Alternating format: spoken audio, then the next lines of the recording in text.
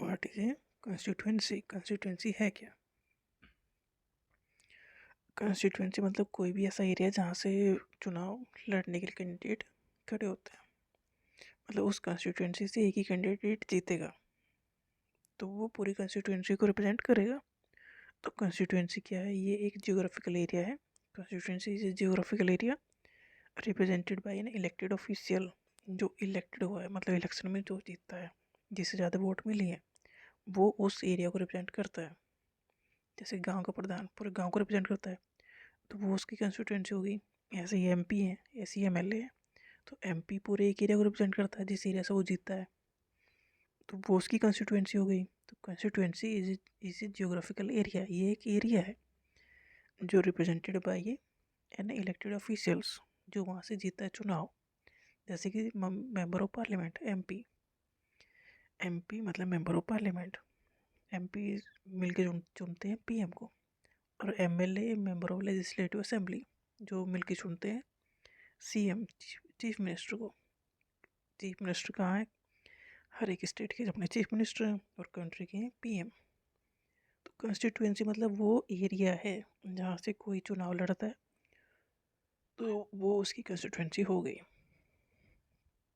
तो कंस्टिट्यूएंसी में रहने वाले लोग हैं, तो वोटर्स हैं। लोग मतलब वोटर्स जो वोट दे रहे हैं। तो voters within a constituency elect a representative, जैसे उस एरिया के लोग एमपी को चुनते हैं, मेंबर ऑफ पार्लियामेंट को चुनते हैं, तो वो एमपी पार्लियामेंट में जाके अपने एरिया को रिप्रेजेंट करता है कि मैं उस एरिया का हूँ, उस एरिया में ये चीज़ की कमी है और ये चाहिए वहाँ। तो voters within a constituency elect करते हैं representative to serve their interest in legislative assembly और पार्लियामेंट। मतलब हम सभी तो जाके वहाँ गवर्नमेंट में नहीं जा सकते, रूल्स लॉ नहीं बना सकते, तो हम अपना रिप्रेजेंटेटिव भेजते हैं, जैसे क्लास का मॉनिटर है।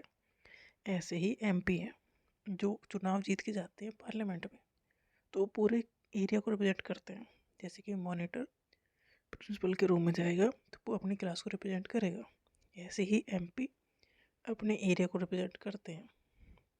और एमपी वो बनता है जो चुनाव जीतता है, और चुनाव जीतने के लिए एक मुझसे चाहिए वोटर्स, मतलब जो वोट डालते हैं, किसी एक को जिताते हैं, मतलब सिर्फ जिससे सबसे ज़्यादा वोट मिले वो जीतेगा।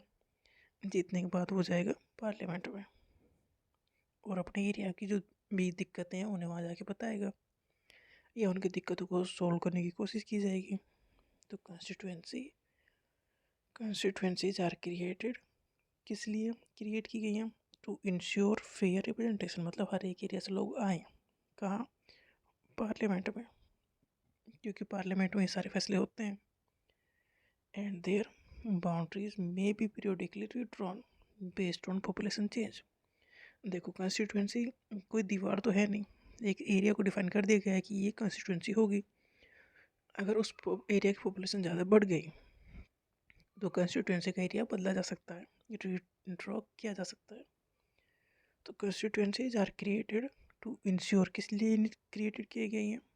ये इंश्योर करने के लिए कि उस एरिया के लोग वहाँ पर पार्लियामेंट में हों, और पॉपुलेशन चेंज होगी तो एरिया भी चेंज किया जा सकता है। दिस सिस्टम ये अलाउ करता है for a decentralised representation of the population within a country, मतलब पूरे कंट्री से लोगों को रिप्रेजेंट करने के लिए पार्लियामेंट में उनके मेंबर हों। ऐसा ना हो कि उन्हें रिप्रेजेंट करने के लिए कोई हो ही ना। मतलब हमारे नेता हमारे पास क्यों आते हैं वोट लेने? क्योंकि वो हमारे एरिया को रिप्रेजेंट करते हैं।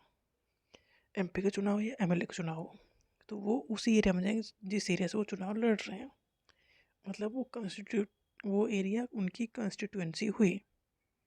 तो मतलब उस कंस्टिट्यूएंसी से एक मेंबर जाना है, कहाँ जाना है? जहाँ पर गवर्नमेंट बन रही है और गवर्नमेंट ही सारे फैसले लेगी, तो मतलब उस एरिया के लोगों का कोई नुकसान ना हो और उनके लिए कितनी वो अच्छी चीज़ें कर सके, फंड्स गवर्नमेंट से लेके आ सके, तो कुछ फ़ायदा हो सके, तो उसके लिए वहाँ पर लोग जाते हैं चुनाव जीत के।